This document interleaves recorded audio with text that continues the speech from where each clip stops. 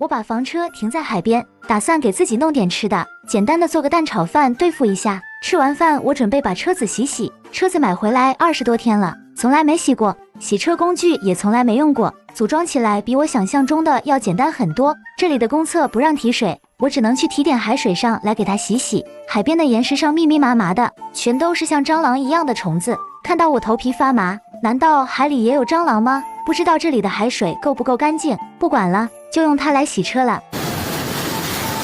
这浪不行啊！安排。哇！鞋子冲湿了。搞错了，再来。满了。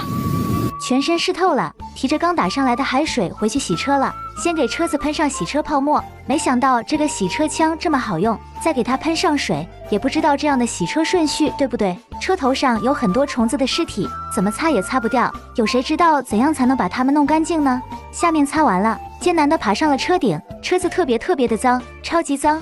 本来还想把车顶后面也擦一下，但是我恐高，实在不敢往后面爬了。最后把车冲一下，看到车子干干净净的，心里感觉很满意，活干完了，坐在椅子上吹着海风，还是很惬意的。这样的房车生活是你想要的吗？